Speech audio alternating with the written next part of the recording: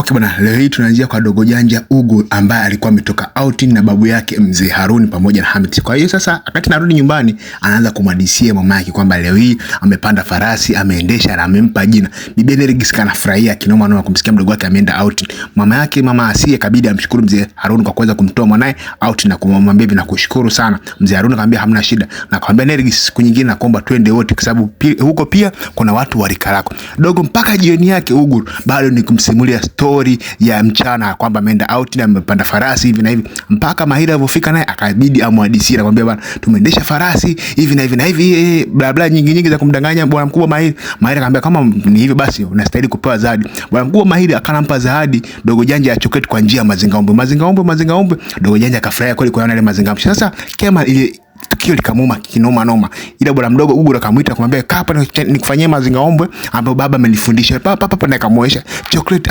Hasa bwana mkubwa Kemal roho inamuuma kuona Mahir na mwanae Ugur wana uhusiano wa karibu sana. Kitendo kile kilifanya bwana mkubwa Mahir abaki kudua na Kemal akaamua kuondoka pamoja na bibia Asia kaikia zake chumbani na kuanza sasa kulia. Mahir akamfuata. Mahir kumfuata akaanza kumwambia nakuomba unisamehe sana, nakuomba usinifikirie vibaya.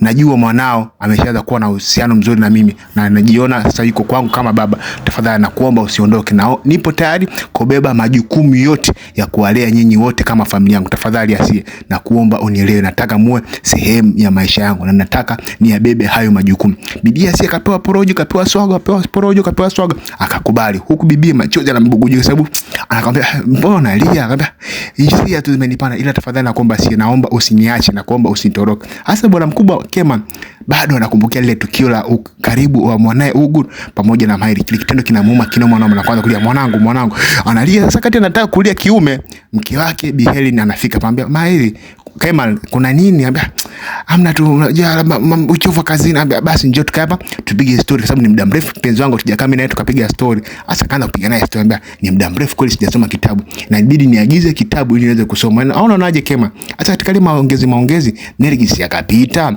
Nergis kupita akauliza na bidada Helen, nikuagizie kitabu chochote ambacho umekisoma kule uruhusu ili ujifurahishe nacho hapa? Nergis akamwambia hapana. Sasa Nergis alivyomjibu bibi Helen akufurahia na jinsi alivyomjibu. Kisha Nergis akasema mimi niko busy, naomba niondoke. Nergis akabaki pale anatafakari sana jinsi alivyomjibu, ila bwana mkubwa Kemal akamwambia mpotezea. Kemal akabaki anamliwaza pale kipenzi chake bidada Helen.